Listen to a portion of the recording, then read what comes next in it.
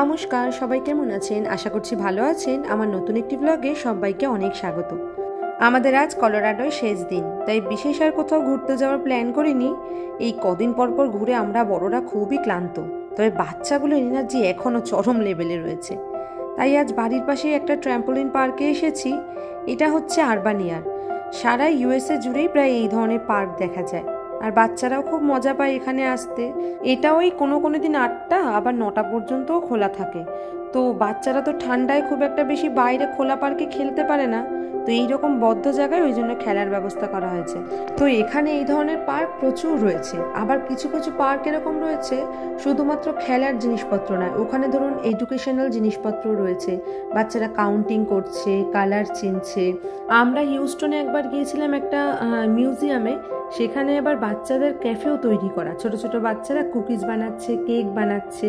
তার পাশেই ধরুন হসপিটাল, কিভাবে অক্সিজেন দিতে হয়, এক একটা ডেমো দেওয়া, বাচ্চারা সেগুলো ফলো করছে।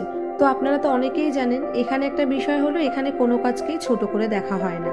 তো বাচ্চাদেরও ছোট থেকে সেইভাবেই তৈরি করা হয় যাতে তারা সব কাজকে প্রাপ্য সম্মান দিতে পারে। তবে স্বাভাবিকভাবেই এই ধরনের পার্কগুলো চালাতে একটা খরচও পড়ে। তো ইয়ারলি আর রেগুলার দুটো বেসিসে টিকিট হয়। ইয়ারলি টিকিটটা তুলনামূলকভাবে কম পড়ে।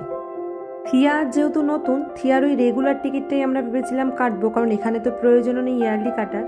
তবে সুবিধা হলো ঋষিক এখানকার মেম্বার, তো ঋষিকের জন্য ওর একটু ছাড় পায়, কারণ একজন বাডি হলে একটু কম পড়ে। আর সেই কারণে থিয়ার কার্ডটা একটু কমও পড়লো, $25 মতন নিল, সাথে একজোড়া মোজাও দিয়েছে।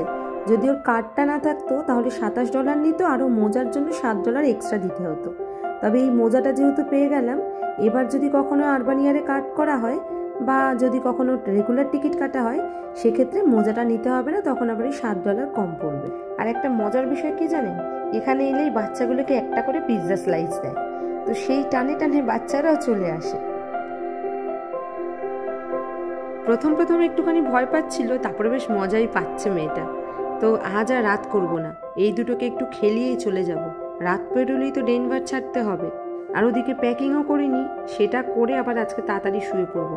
কাল ভোর 4টেয় বেরোবো। ইচ্ছে করে একটু সকালের দিকে ফ্লাইটের টিকিটটা নিয়েছি। বেলা হয়ে গেলে না কাজে গিয়ে কোনো এনার্জি পাই না। এর আগের বার যখন গিয়েছিলাম এত রাতে পৌঁছাই, রান্না করা, খাওয়া, আবার ঘুমানো। তো ওই জন্যই যদি কালকে সকাল বেরিয়ে যাই তাহলে বাড়িতেও সকাল ঢুকতে পারবো। তারপর আবার রান্না বান্নাও রয়েছে।